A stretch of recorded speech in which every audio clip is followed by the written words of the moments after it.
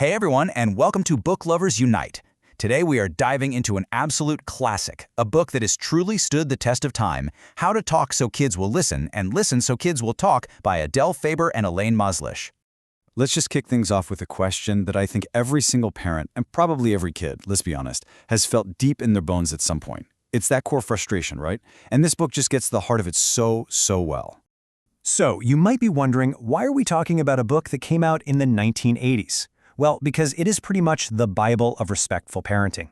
The absolute genius of Faber and Mazlish was that they took the incredible work of psychologist Dr. Chaim Ginott and turned it into simple, actionable strategies that you can use in the real world. And they're just as powerful today as they were back then. The whole central idea of the book is that so much of our family conflict, all that yelling and frustration, it comes from this one simple and often totally unintentional mistake. We deny a child's feelings. So the big shift, the radical part, is moving from denying their reality to just acknowledging it. Now, this is not about letting kids run the house. It's about something way more subtle but so profound. You know, when a kid says, "I'm hot," our first instinct might be to say, "No, you're not. It's cold in here." But this approach teaches us to pause and just acknowledge that for them, in their reality, they feel hot, and that feeling is valid. And that whole idea of acknowledging reality, it leads us right into the book's first and, I would argue, most important pillar, feelings. The authors make this really powerful claim. There's a direct link between how kids feel and how they behave. Put simply, when kids feel right, they're way more likely to act right. Okay, so here's what that looks like in the real world. The old way, on the left, just dismisses the feeling completely. It's just cereal. Get over it. But the method from the book, on the right, it validates the desire. The kid knows you don't have a magic wand, of course, but in that moment, they feel heard. And that, right there, is the entire key. And the great thing is, they don't just leave you with this abstract concept. They give you a clear, four-step method. It starts with something so simple but so hard. Just put your phone down and listen. Then, you just acknowledge with a simple, "Oh," or "I see." Give the feeling a name, and finally, and this is my absolute favorite part, you grant their wish in fantasy. All right, this is the chapter everyone is probably waiting for. How do we get our kids to actually do stuff without every little thing turning into a huge battle of wills? The book makes such a great point. Direct orders naturally make people, not just kids, all of us, want to resist.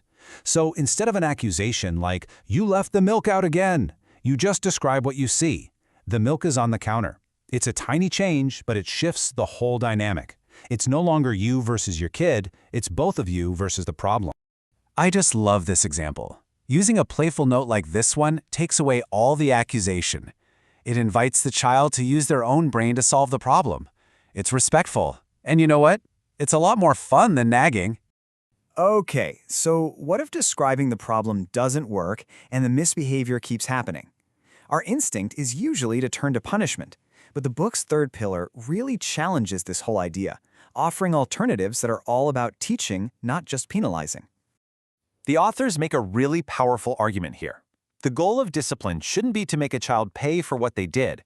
The goal should be to help them learn from it. And punishment, it often creates all these other feelings that just get in the way of any real learning. So instead of a timeout, they give us this collaborative problem-solving method. You're not just laying down the law, you're actually inviting your kid to be part of the solution. This shows them so much respect, and over time, it actually teaches them how to solve problems for themselves. Okay, this next pillar on praise was a genuine, honest-to-goodness game changer for me. We all think we know how to praise our kids, right? We want to build their self-esteem. But the book argues that the kind of praise we use makes all the difference in the world. Okay, so good job is what the book calls evaluative praise. It actually makes the child dependent on our judgment. But descriptive praise, where you just describe what you see, that allows the child to praise themselves. They get to think, "Yeah, I did do that." And that builds real internal self-worth. It's a huge difference. This is the million-dollar question, isn't it?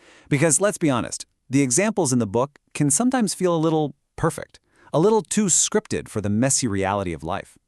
And you know what's great? The authors are refreshingly honest about this. These techniques are not a magic wand. They take a ton of patience and a ton of practice. You might try saying, "The milk is on the counter," and just get a blank stare. The real takeaway here is that this is a long-term investment in your relationship, not a quick fix. So, after all that, what's the final verdict? Why are we still talking about this book decades after it was first published? Why does it endure? Ultimately, it's because this book reframes your entire role. You're not a commander barking orders from on high.